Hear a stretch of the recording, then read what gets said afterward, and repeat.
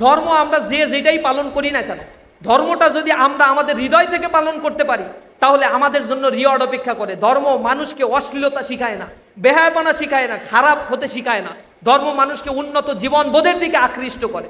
কিন্তু যারা আজকে তোমরা যারা সফলতা অর্জন করেছো তাদেরকে ডেকে নিয়ে এসে আমরা এখানে সংবর্ধিত করছি, কিন্তু কোনো ব্যর্থ মানুষকে এখানে আমরা ডাকি নাই। সামনে তুমি যত সফলতা অর্জন করবে এই সোসাইটি তোমাকে তত বেশি ডাকবে, এই সোসাইটিতে তোমার তত মূল্যায়ন বাড়বে। এখন এই যে সংবর্ধনার সিস্টেমগুলো, সম্মানিত মানুষদেরকে সংবর্ধিত করার এই সিস্টেমগুলো আমরা আল্লাহ রব্বুল আলমিনের কাছ থেকে শিখেছি। 1500 বছর আগে এই কোরআনে আল্লাহ রব্বুল আলমিন এই সিস্টেম আমাদেরকে ফরজিয়াত করে শিখিয়ে দিয়েছে। সফল মানুষদেরকে আল্লাহ রব্বুল আলমিন সেদিন জান্নাতে দাখিল করবেন, তাদেরকে বলা হবে কিলা দুখুলিল জান্নাহ, তোমরা জান্নাতে প্রবেশ করে সেখানে অনন্তকাল থাকবা। এরপরে আল্লাহ রাব্বুল আলামিন বলবেন ইয়া আইয়াতুহান নাফসুল মুতমাইন্নাহ ইরজিই ইলা রাব্বিকি রাদিয়াতাম মারদিয়া ফাদখুলি ফি ইবাদি ওয়াদখুলি জান্নাতি। হে প্রশান্ত আত্মা, দুনিয়াতে পরীক্ষার সময় তোমাকে যতটুকু দেওয়া হয়েছিল তুমি তোমার রবের অবাধ্য হও নাই, সুতরাং তুমি আজকে জান্নাতে প্রবেশ করো। এর কারণটা হচ্ছে মান খাশিয়ার রহমান বিল গায়ব ওয়া জাআ বিকলবিন মুনিব উদখুলুহা বিসালাম যালিকাল ইয়াউমুল খুলুদ। আল্লাহ বলবেন তুমি প্রশান্ত হৃদয় নিয়ে জীবন যাপন করেছো, মানুষের সম্পদ লুণ্ঠন করো নাই, তুমি মাদকাসক্ত হও নাই, তুমি নিজেকে গড়ে তুলেছো, পরিবারের হক আদায় করেছো, পিতামাতার হক আদায় করেছো। সুতরাং তোমার জন্য আল্লাহ রাব্বুল আলামিনের পক্ষ থেকে প্রতিশ্রুত জান্নাত, আজকে তুমি এখানে প্রবেশ করো সম্মানের সাথে, আর এখানে তুমি চিরস্থায়ী অবস্থান করতে থাকবা। লাল গালিচার সংবর্ধনা তাকে দেয়া হবে। ধর্ম আমরা যেটাই পালন করি না কেন, ধর্মটা যদি আমরা আমাদের হৃদয় থেকে পালন করতে পারি তাহলে আমাদের জন্য রিওয়ার্ড অপেক্ষা করে। ধর্ম মানুষকে অশ্লীলতা শিখায় না, বেহায়াপনা শিখায় না, খারাপ হতে শিখায় না। ধর্ম মানুষকে উন্নত জীবন বোধের দিকে আকৃষ্ট করে। কিন্তু যারা এটা থেকে নিজেকে বিরত রাখে, ওই এক বিজ্ঞানীর কথা আপনারাও শুনেছে যে সে তার ঘরের সামনে একটা গরুর দাঁত এগুলো ঝুলায় রাখত। তো তার এক বন্ধু এসে তাকে বলছে যে বন্ধু তুই এরকম ঝুলায় রাখিস কেন, মানে ও একটু ধর্মকর্ম পালন করতে চাইতো তার মতো করে।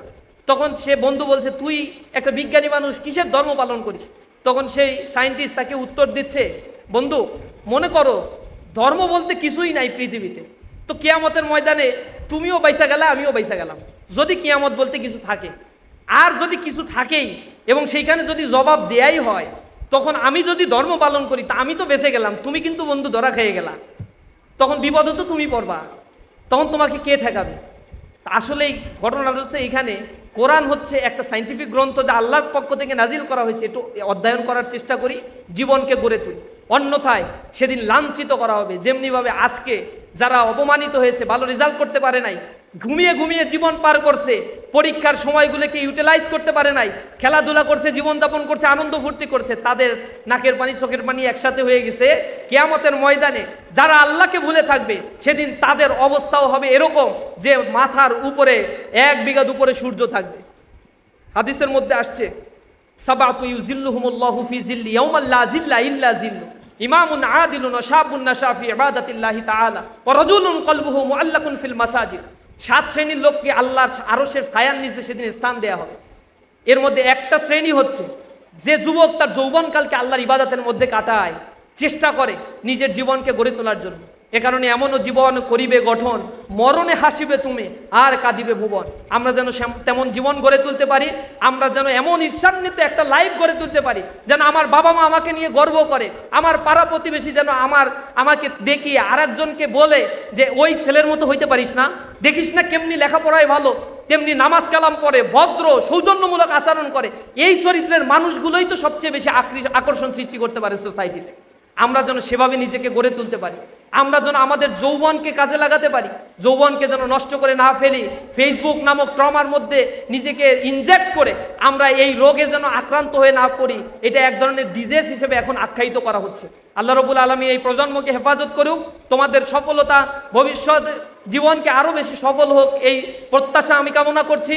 আল্লাহ রাব্বুল আলামিন যেন তোমাদের জীবনকে আরও বেশি ফুলে ফলে সুশোভিত করে দেয়, জাতির কাণ্ডারি হিসেবে তোমাকে গড়ে তোলার জন্য আমরা